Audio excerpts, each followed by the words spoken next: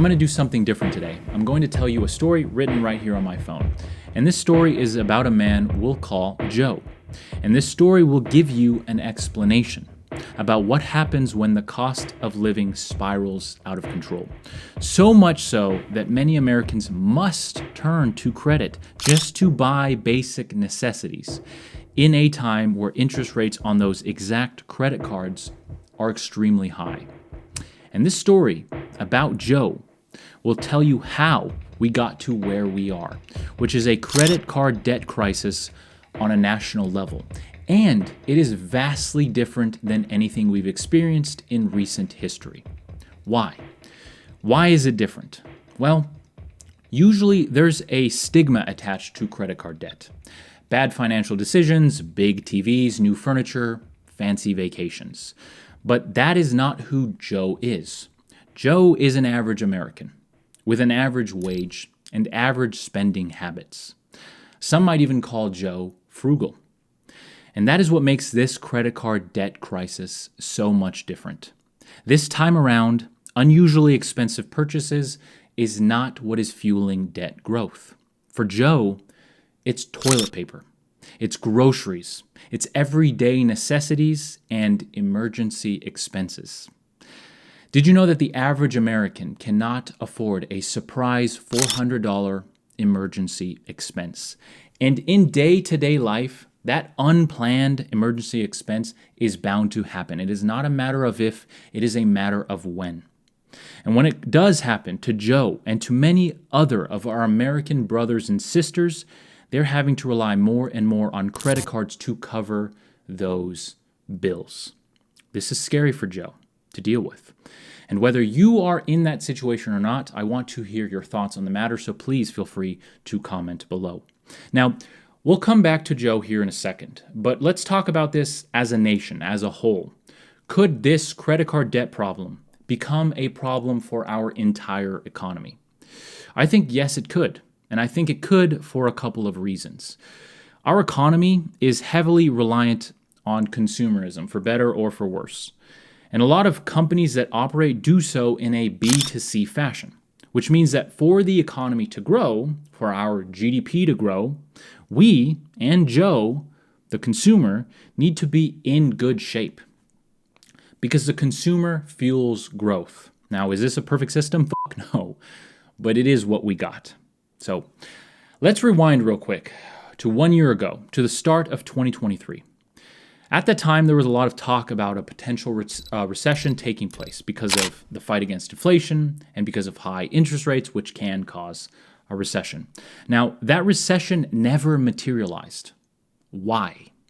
Well, two reasons. Well, many reasons, but two major reasons. Stimulus savings and credit.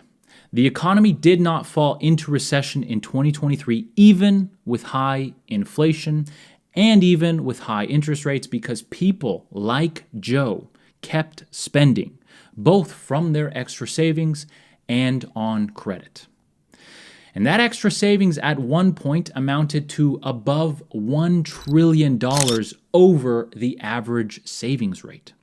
But if you tracked that data closely, or say, if you could see into Joe's savings account through 2023, you'd see that those savings dwindled rapidly as the year went on. And as we approached the end of 2023, those extra savings in Joe's account all but disappeared.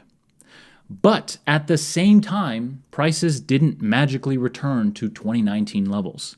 In fact, that was never the goal of the Federal Reserve. In fact, the Federal Reserve only hates one thing more than inflation, and that is deflation or price decline. So it was never going to let that happen. All it wanted to do was slow down price increases. So what you end up with is something that kind of looked like this. As the year progressed, in order to pay for the average baseline living expense, the part that was covered by extra savings went down, and the part that was covered by credit went up. So as we moved into 2024, prices remained and still remain elevated, and extra savings that Joe relied on dwindled in a time where his wage didn't really increase enough to fill that gap. So Joe, out of options, naturally turned more and more to credit cards. And that leads us to today. And it also foreshadows a very different situation for the economy in 2024. And that is because everything that pointed to a recession in 2023 is still present, except for the one thing that stopped it: extra savings. Now, let me be clear. I still give the very slight edge to avoiding a recession in 2024. Why? I'll get to that here in a second. But putting that aside just for a second, this credit card crisis in particular, all else being equal, does increase the likelihood of recession because consumers like Joe are at the end of their rope. Income first, savings next, credit last. That is how Joe believes one should pay for life because Joe is frugal and so are many other Americans. So, when you see an increase in the total credit card debt to all-time highs, and you can point to that increase being fueled by living expenses and not just fancy purchases, it means that those very same frugal people like Joe, who hold up a functioning economy, are at the end of their rope. So where's the backstop then in 2024 for avoiding a recession? I did say that I gave the slight edge to avoiding a recession. Well, I could make this video an hour long and I could talk about interest rate cuts, easier monetary policy, and the correlation between election years and us magically avoiding recessions. But the point is the Federal Reserve, is going to do everything it can to avoid a recession this year, even if that is more detrimental to our future and to Joe's future. We will get easier monetary policy this year, and that will probably lead to companies borrowing for cheaper rates and hiring more again, and yada, yada, yada. This is not a permanent solution. And in the long run, easier monetary policy too soon could actually just cause high inflation again. But they always say we learn by example. And when Big Brother, the United States government, has a spending problem and a debt problem, how could we expect anything different from Little Brother, us? This country has a debt problem, and credit card debt is only a symptom of a much larger issue, an issue that we cannot spend our way out of. Yet, that is what we keep trying to do. So, will this credit card crisis throw us into a recession this year? It definitely increases the chances, but I'm sure that the Federal Reserve will do everything it has to do to avoid one.